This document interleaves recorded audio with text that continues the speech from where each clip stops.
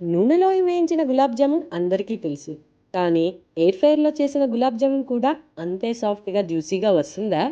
ఈరోజు ఈ 2 విధానాలను ఒకసారి ట్రై చేసి చివర్లో ఏది బెస్ట్ అనేది కూడా చూద్దాం.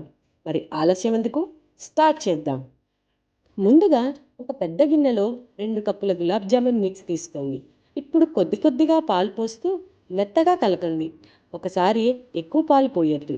పిండి చాలా మెత్తగా, పగుళ్ళు లేకుండా ఉండాలి. పిండి సిద్ధమైన తరువాత దాన్ని 5-10 నిమిషాలు రెస్ట్ పెట్టుకోండి. ఇలా చేస్తే జామున్లు చాలా సాఫ్ట్‌గా వస్తాయి.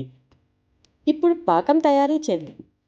ఒక పాత్రలో 4 కప్పులు చక్కెర, 4 కప్పులు నీళ్లు వేసి స్టవ్ పై పెట్టండి.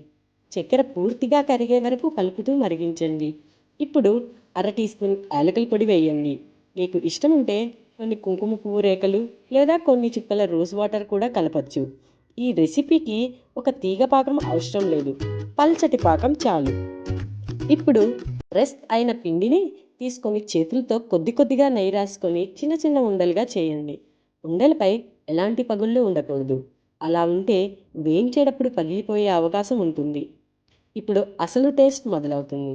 ఈ ఉండల్లో కొన్నిటిని ఎయిర్ ఫ్రైయర్లో, మరికొన్నిటిని నెయ్యి లేదా ఆయిల్లో వేద్దాం. ఎయిర్ ఫ్రైయర్ని ముందుగా 180 డిగ్రీస్ వద్ద ప్రీహీట్ చేసి ఉండలను కొద్దిగా నెయ్యి లేదా ఆయిల్ బ్రష్ చేసి సుమారు 10-12 నిమిషాలు ఉంచండి. మధ్యలో ఒకసారి తిప్పుతూ అన్ని వైపులా సమానంగా రంగు వస్తుంది. లేదంటే అవి ఒక సైడే కాలి అట్లాగే ఉండిపోతాయి. ఇక నెయ్యి లేదా ఆయిల్లో వేయించినవి మాత్రం మధ్యస్థం లేదా తక్కువ మంటపై నెమ్మదిగా వేయించండి. తొందరపడితే బయట మాత్రమే బ్రౌన్ అవుతాయి, లోపల సరిగ్గా ఉడకవు. అందమైన బంగారు గోధుమ రంగు వచ్చిన తరువాతే బయటకు తీయండి.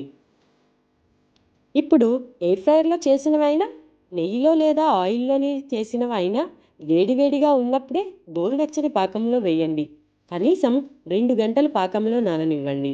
ఈ సమయంలోనే జామున్లు పాకాన్ని బాగా పీల్చుకుని స్పంజ్లా మెత్తగా మారుతాయి.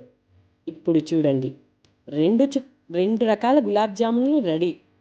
ఎయిర్ ఫ్రైయర్లో చేసినవి కొంచెం లైట్గా ఉన్నాయి. నెయ్యి లేదా ఆయిల్లో చేసినవి మాత్రం మంచిగా డార్క్ కలర్లో నోట్లో వేసుకుంటే కరిగిపోయేలాగా ఉన్నాయి. అయితే మీకేది ఎక్కువ నచ్చింది? ఎయిర్ ఫ్రైయర్ గులాబ్ జామునా లేక నెయ్యి లేదా ఆయిల్లో చేసిన సాంప్రదాయ గులాబ్ జామునా? మీ అభిప్రాయాన్ని కామెంట్లో తప్పకుండా చెప్పండి. వీడియో నచ్చితే ఒక లైక్ చేయండి.